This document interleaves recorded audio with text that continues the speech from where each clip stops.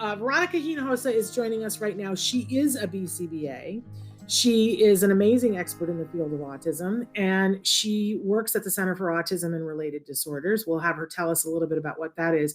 But she's joining us today to talk about siblings and how we support siblings and how we help foster good relationships between our kids on the spectrum and their siblings, whether the siblings are also on the spectrum or not. So, Veronica, welcome to the show. Hi, Shannon.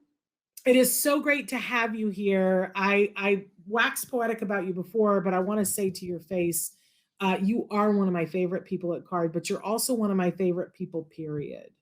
That you have a heart that is bigger than the size of Texas, which is where I assume you are coming to us from this morning. And I have seen you make the difference in so many families' lives, honestly. I'm going to get emotional. But I adore you. You know how there's just some people in life, you guys, you know, that they're always going to come from a place of wanting to support our kids regardless. Doesn't matter what time of day it is, doesn't matter what day of week it is. They're just always going to come. It doesn't even matter if it's what's best for them personally. There are people who do what's best for our kiddos. This is who Veronica is. She is one of those people, an ally of the first order. So Veronica, tell them what you do, for Card right now. What does your job look like? So currently I'm the regional manager for Central Texas. So I oversee our clinics in Austin, DFW, and Houston. Very cool. Very, very cool. And you are someone who is an expert on the sibling issue, and this is a subject that you talk quite a bit about. I don't know if you want to share with everybody why that is of particular interest to you. Yes. So my brother had ABA therapy. My brother was diagnosed with autism in 1989, and he had ABA therapy as we were growing up. And it was one of the most important and significant and meaningful experiences of our lives. And it improved his quality of life, my entire family's quality of life. So I'm a huge advocate of ABA and also ABA treating the entire family. Yes, and I love, you know, over the years, I've had the opportunity to interact with you. My son and I actually came to Texas. I guess it was 3 summers ago now, officially, and got to spend quite a bit of time with you touring Texas and talking with families and talking with staff. And I got to see you in action, and she's a force, you guys, a force for good. And I think that families in particular, you have a way with families because I think it is evident in everything that you do that it's about the whole family for you. And it makes total sense to me because that you were a whole family. You were part of a whole family, and that you have a greater understanding than those of us who did not go through that. I think it lends an authenticity to your voice, which is palpable. Like we all feel it when we're in your presence. So I thank you. You came the other day and did a presentation for a group that I lead. And I said, why are we not doing this on Autism Live? And thank you for being willing to do it so soon. So talk to us about siblings and right now, you guys, if you're watching, please feel free to write in if you have a specific sibling issue. If there's something that you want to ask Veronica that's very unique to your family, or something that you want to know, like how do I deal with this or how do I deal with that? But start us off, Veronica, and talk about some of the considerations that you ask families to think about. So I think a lot of families are really interested in involving siblings in treatment, but it can always obviously be a challenge. I mean, I think everybody on the planet can sympathize with our parents and the fact that not only are they juggling all of the needs of a child with special needs who has developmental disabilities, but then also calculating in their other children and trying to have enough love and attention and affection for all of the little people that they're charged to care for. So in terms of making sure that sibling relationships are really successful, one of the things we talked about last week when we were meeting with your group, Shannon, was just making sure that we're being really intentional about how we're going about addressing the child who has special needs with the siblings. How are we explaining autism, or how are we explaining the developmental disability? How are we presenting information, but also how are we creating the opportunity for siblings to ask questions about their sibling? and how to address questions that the sibling might be fielding themselves out in the community and out in their with their groups. And then also just ways that parents can sort of help feel like they are fairly and compassionately dividing their attention or allocating attention and care for each of their kiddos so that they're not feeling guilty about spending more time with one child over the other. Yeah, I mean, even just everything you just said right there, it's like, wow, there's a lot to unpack there. Because one of the things that you talked about the other day that made me stop and go, I never really thought about this before, is that it took me years after my son was diagnosed with autism. People would come up to me and go, so, what's the deal with him? Or, what's his diagnosis? And I would say autism. And they were like, what is that exactly? I hear about it all the time. And then I would have to suddenly have the elevator pitch, the 30-second, 60-second explanation of what autism was. And I fell at sea. It took me years to figure out and practice and rehearse what I was going to say when somebody asked me that question. And it was a big deal to me. And I would hone it and perfect it because people would ask me 3, 4, 5 times a day. It never once occurred to me that the siblings go through that even more. And you said that people are asking the siblings. Talk to us about that. Is that what you experienced? Definitely, that was what I experienced, especially so early on, when my brother and I were children. You know, it was the early '90s. Autism still wasn't as well known as it is now. I think the rate back then was 1 in 10,000, and so my friends' parents were very curious about what was going on with him. And I remember being in kindergarten and first grade and riding in their cars, and them asking me, "So what ended up happening with your brother? What is autism?" And at that time, I it had been described to me as brain damage. So I would tell them, well, he's got a form of brain damage, and he's not talking. So we're teaching him sign language and we're using pictures around the house. And I would try to explain in my very, very young age, A kindergartner. as a kindergartner, Yeah. yeah, Yeah. how And we were it's hard for navigating. us to hear that somebody was describing to you as brain damage. I recently had a family member who is probably, she was probably 8 at the time that I was on the phone with her. And this is one of my little grandnieces.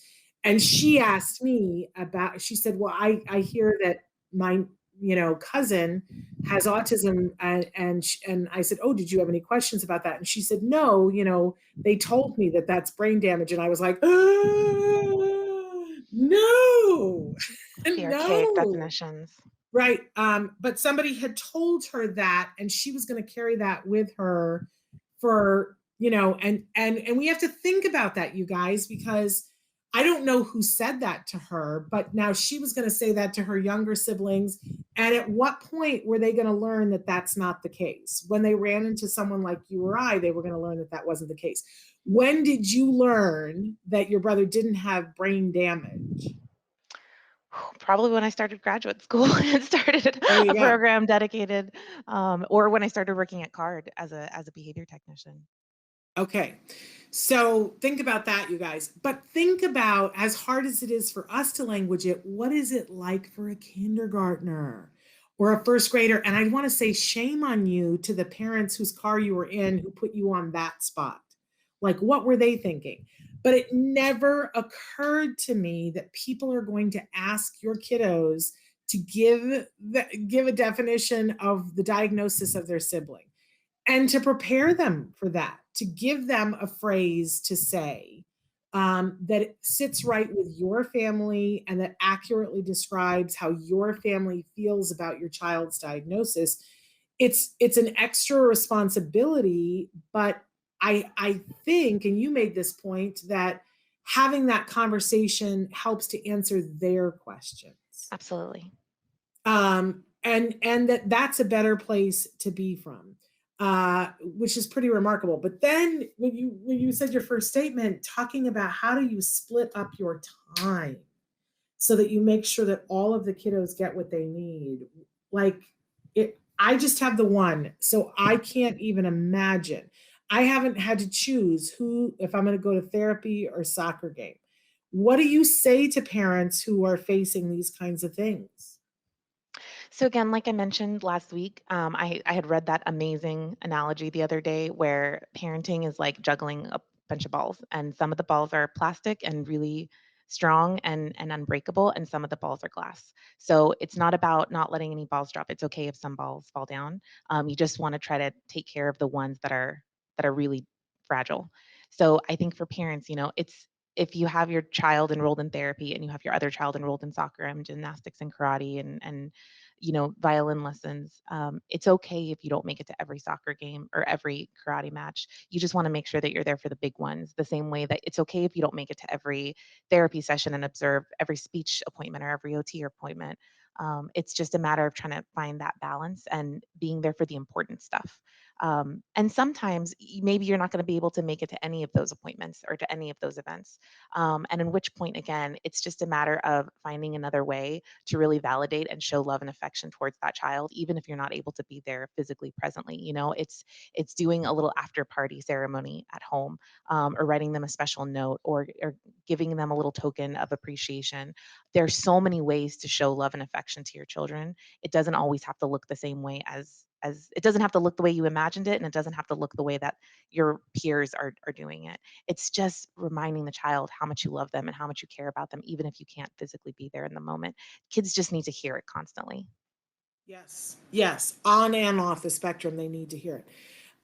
But I want to make sure that I clarify because when we talk about, you physically as the caregiver don't have to be present at all of those things. But I know that, it's important to your kiddo if you've signed them up to go to soccer, if at all possible, that the kiddo gets to soccer so that you're managing to, figure out who's taking them to soccer. Maybe you're dropping them off, maybe you can't stay, but that they have the opportunity to do it. And when it's things like medical appointments, like therapy and things like that, maybe you're not able to be there to observe, but that the kiddo gets to keep the appointment because those are like doctor's appointments. And we want to make sure that, like, that's its own little thing, getting that all oiled and greased and running. But picking and choosing what you can physically be present for. In some states, like California, I'm very proud of California. California will pay you money to either have yourself or to pay to someone else to drive your kiddo to therapy. Which I absolutely, because California, and you have to jump through a lot of hoops to get that money. You have to show that you are doing it, that your child needs it, so on and so forth. But I love it because they're acknowledging that that's something that not every parent has to do. And that, somebody has to do it and someone should be paid the time and the gas and the car mileage to do that. California is a little bit rare in that I'm not aware of many other states that do that. But, in that instance, allocating and going, okay, it doesn't have to be me driving the kiddo to therapy, but what's essential is that they got there and that I'm letting them know that I care about them. Just wanted to clarify that. Now, Yeah, Parker has written in. I'm sorry, did you want to add something to that?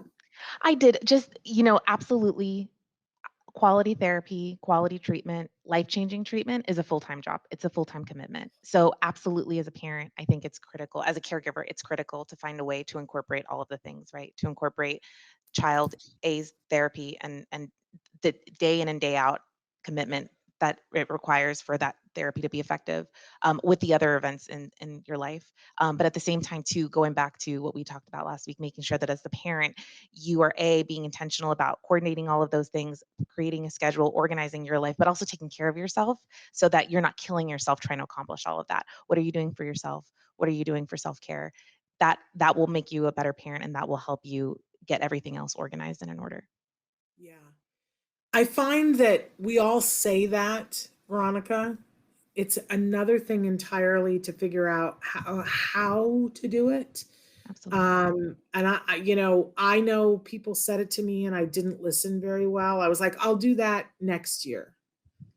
And I just was having that conversation with someone the other day that I was recognizing somebody who was momming it really hard, working and taking care of her kiddo. And I said to this person who might be watching, who I said, love you, but don't make the same mistakes that I did.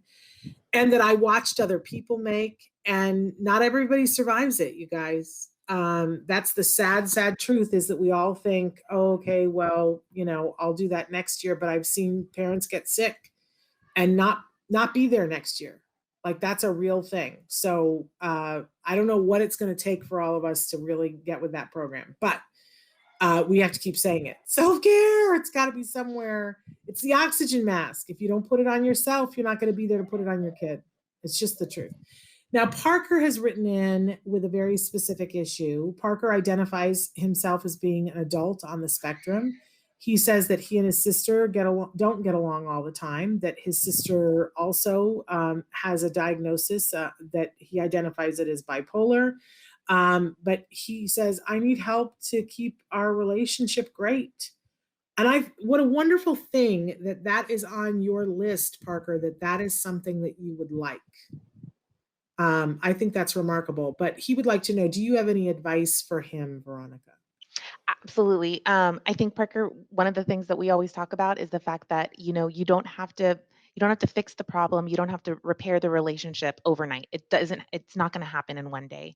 But if it's something that you and your sister really want to do, or if it's something that you really want to do, I think the key to developing a great friendship with her is just to keep telling her, I want us to have a good friendship. I want us to have a good relationship. Let's try doing X activity. And you guys can keep trying to do if you guys both have your own needs, and that makes it a little bit more challenging to find activities that both of you guys enjoy doing together. I would just keep trying different stuff. It doesn't always have to be, we're going to play a board game with each other, or we're going to help each other, with a work task or with a project. Maybe sometimes it's just, let's just spend a couple of hours in the same room with each other while we're doing our own thing. But we call that pairing. So just work on systematically, little by little, trying to pair with your sister, where you guys can both do activities with each other or near each other.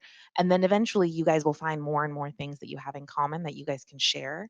But essentially, it's just a matter of not giving up on it. And if something doesn't work, try something else. That's the whole basis of ABA, right? Not every intervention is going to work the first time. It's a matter of trying things out, observing and seeing how they go, and then if something isn't working, tweaking the plan until you find a system that works for you and for the people that you care about. Yeah, great advice. And I love that sometimes, we think, oh, I'm going to reach out. I'm going to try one thing and we go, that didn't work. I think that we've all had that experience at some point. But there are other things that we do in life that we go, I don't know how many times it's going to take, so I'm just going to keep on trying. And it's that intentional piece that you were talking about. That this is what autism taught me. I mean, I learned with autism that if you keep doing the right things often enough, that you will make progress. And that it wasn't about, we're going to do this once and oh, it didn't work. And I went into it understanding that because a parent told me that.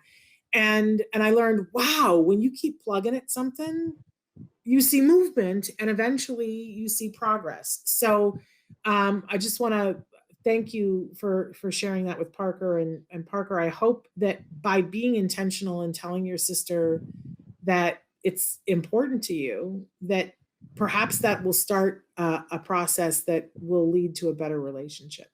And just to add Uh, to that, Shannon, I'm so yeah, sorry. yeah, yeah. Parker, I would definitely also try to do activities that you and your sister both really enjoy. When we do things that are hard, but we do them while we're doing things we enjoy, it's easier to look forward to them. It's easier to tolerate them. So definitely look for stuff that both of you guys enjoy or that one of you guys really enjoys, because that'll make the process more, it'll help you guys look forward to spending time with each other. So now on the flip of that though, because Parker's an adult and it sounds like his sister is an adult, if we have a caregiver who's listening to this and going, oh, I'm afraid this is going to be my kids when they grow up, what are some things that a parent can be doing today to help siblings to forge that relationship? Again, I think, if you know your kids really like swimming, like 'cause which kids don't like swimming, take them to the swimming pool with each other. Obviously make sure you have a second adult with you so that everybody's got somebody, keeping an eye on the children. Um, again, a therapist is a great resource for that. If you're specifically working on like developing that sibling relationship and you need a little bit of support, you always want to make sure that it's clinically appropriate to have a therapist or a treatment provider with you when you're doing something like that. But if you have somebody there to support you so that you guys can work on fostering that relationship, it can be swimming, it can be going to Six Flags or to Disneyland, it can be any activity that you know the kids will super enjoy. But the more you can have the kids work on doing those things with each other, so that again, it's something that they both really, really look forward to. And then you just want to constantly praise the siblings for the things that they're doing that help develop that relationship. So if they spontaneously remember to take turns, if they spontaneously smile at each other, try to show each other how to do things, you want to reinforce and praise every single opportunity you have, because that's going to be what develops those skills in that child. I think I was telling you last week, Shannon, one of the best things my mother did, one of the smartest things she did when I was growing up, was she would always tell other adults what a great sister I was, what a great caregiver I was for my brother. And that really made me want, that became a self fulfilling prophecy for me. I wanted to be the great big sister that my mother told my teachers and our friends that I was. And so just constantly giving children that praise will help develop that desire, and it'll inspire them to be great brothers and sisters. That's amazing. We have somebody who wrote in, and while I'm reading this, Mr. ABS, if you can tell us what state you're in, that would be super helpful. They've written in and said, family of 5 with a recently diagnosed 3-year-old in January, will be 4 in just a couple of days. Single income, denied Medicaid, has been seeing occupational therapy, speech since 2 years to be proactive, haven't chosen ABA and wonder how. They go on to say he loves his 2 sisters, my wife and I, but we all deal with the hitting, scratching, pinching, spitting. How to curb these behaviors and how to better explain to his sisters. The sisters are 6 and 9. And thank you for telling us that you're in Virginia. It's funny, somebody just asked me last night about the Medicaid waivers in Virginia, and I need to be looking that up to know more about Virginia. But I do want to say about the Medicaid thing, if you probably applied for Medicaid and applied as a regular person, and you were denied because you make too much money to apply for Medicaid as a regular person. But you should be able to reapply on behalf of your child and say that your child has a disability. And because they have a diagnosis of autism, that is considered a disability. So if you reapply under that status, your child should not be denied and should get Medicaid. And I don't know if Medicaid, and I don't even know because you're Texas, but I don't know which grant, which waiver in Virginia you need to be able to get Medicaid. But I will look into that. You don't know if they take just regular Medicaid in Virginia, do you, I Veronica? I do not. I do not. But if the Medicaid plan doesn't work out, I believe the Affordable Care Act plan is still, they extended the deadline for people to apply for commercial plans through the healthcare marketplace this year because of COVID. So we've had lots of families in Texas who have been able to purchase individual plans for their child without necessarily, because Texas doesn't have Medicaid coverage yet either. And so families have been able to pursue individual plans for the child in order to get full coverage for ABA. Definitely, if your child who's turning 4 is engaging in aggressive behaviors and scratching and hitting and everything, ABA is going to be critical to start as soon as possible. We know as clinicians, as providers, that all aggression, all of those inappropriate behaviors, they're all communication. Your child is trying to communicate and doesn't have a reliable way of getting their needs met right now. So the sooner you can get them involved in ABA so that they can start working on developing more appropriate ways of expressing their needs, that's going to be life changing for your whole family. Yeah. Um, in the meantime, as a family, I would also, for the sake of your 6-year-old and your 9-year-old, I would put together a plan for what to do when the 3-year-old engages in aggression. So you know that when they start to engage in aggression, your other kiddos might say, okay, I'm going to give them space. I'm going to keep my hands to myself because I don't want to accidentally hurt them, and I'm going to come get mom and dad, or I'm going to come get dad or mom, whoever is available. Um, And that way they know, maybe they give sibling a pillow or something that they can safely hit. It can just be a plan that you as your family feel is safe.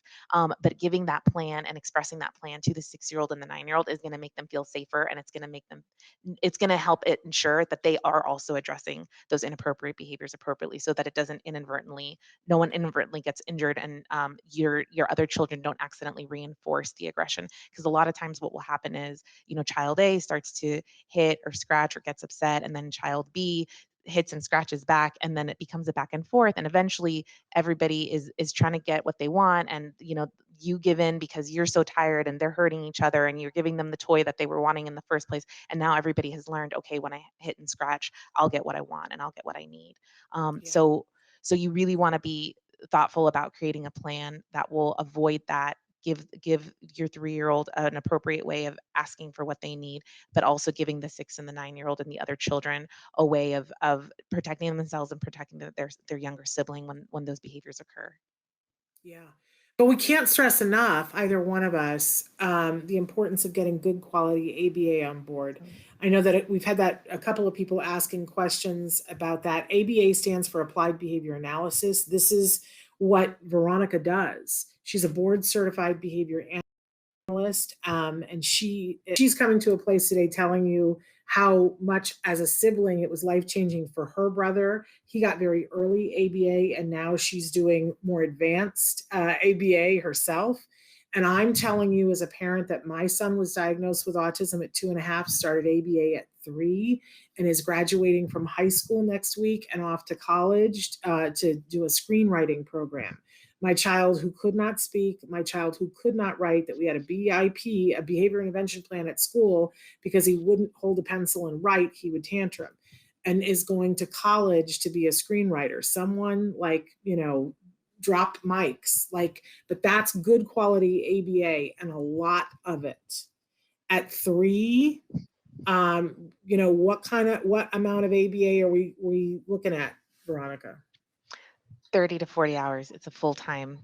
As A many of week. a week, as many of the waking hours as possible. Because again, I always tell families, especially new families, if your child isn't speaking, they're 3 or 4 years old and they're not talking yet, they have a tremendous amount of vocabulary that they need to catch up on. And it's like learning a new language. And the best, fastest way to learn a new language is to be submerged in it for every waking minute of the day. So, even for ourselves as adults, you can try to take a foreign language class. If you do it for 1 or 2 hours a week, you're never going to become fluent in that language. If you really want to catch up and be able to be conversational in that language, you have to go to the country where they speak that language, and you have to live it every single day. That's exactly what ABA is like. You have to live it every minute of the day, because that is how you're going to catch up to your peers. That's how you're going to learn all of the skills that you need to really function independently. And it's not about trying to, make the kids normal, or trying to change who they are. It's just about teaching them those skills for them to get their needs met, so that they can be as independent as possible, and they can have as much autonomy as possible and have the highest quality of life possible. And thank you for saying that it's not about changing them. It's about helping them to be who they are and not be frustrated. Absolutely. I so appreciate that, hearing from more and more BCBAs and clarifying their position on that. And I also want to say to you, as a parent who's been through this, how important it is that we as caregivers learn what these therapists know, so that we Absolutely. can also do it. And that when you see what they're doing, like in the beginning, I think it makes us a little bit mad, Veronica, because you guys come in and you're super fun, and you're like, you get the kids playing, and all of a sudden you ask them to do something and the kid does it that we've tried for 6 months and couldn't get them to do. And we're like, hey, what's magical about you? But as much as I love all of you, and I do think that you are magical, the thing is that they're using techniques that are tried and Absolutely. true, that have been proven to be scientifically effective in these circumstances, and you can learn them too, which is sort of a really fun. You can be magic too. And when you do, it's not about punishing, it's about rewarding your child for doing the things that you ask them to do. You end up being a better parent, and you have a better relationship, not only with the child on the spectrum, but I'm told with all of your children, because they go, oh, you mean if I do good stuff, then good stuff happens? Well, I want to do good stuff, because Amen. that's how I get good attention. It's a pretty fabulous thing. And Veronica's life is built on that because Absolutely. you had that with your brother. And our lives got built on that because we had that with my son. So you have two people from like different points of view telling you same thing. And our topic today, I don't know if I shared this with you. We were talking about food selectivity and food issues. And I was saying to people, you know, if your child is just picky, like there are ways to deal with that yourself. We talked about some of them. But if your child is more, I was saying you need an expert, and I was recommending an ABA expert to deal with Absolutely. this. Because they're good at a lot of different things and a lot of different behaviors. So pretty incredible. Saying hello to everybody who's writing in. Okay, we're out of time. I can't even believe that we're totally out of time because we didn't get to all the good things, but we're completely out.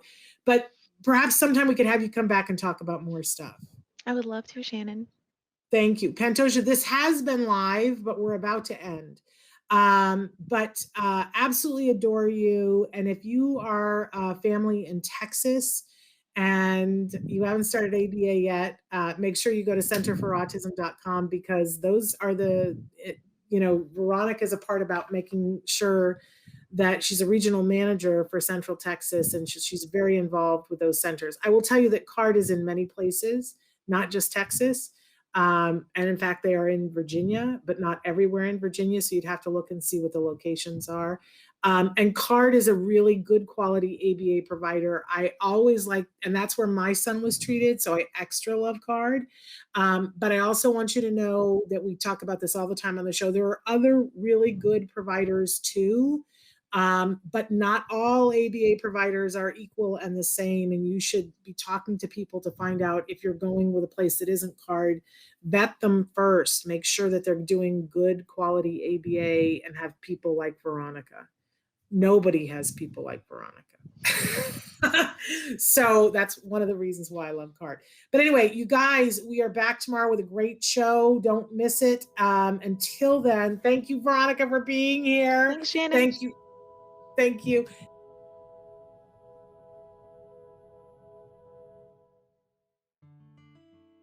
Thanks for watching Autism Live. If you found anything helpful in this video, please give us a like. In fact, make sure that you smash that subscribe button on YouTube and give us a like on Facebook. You can also follow us on Twitter and Instagram for important updates. And please download our free podcast wherever you get your podcasts. See you next time. Until then, give your kiddos a hug from me and one for you too. Bye-bye for now.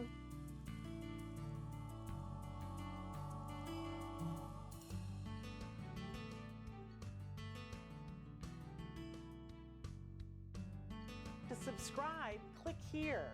And if you'd like to check out some more of our videos, click here.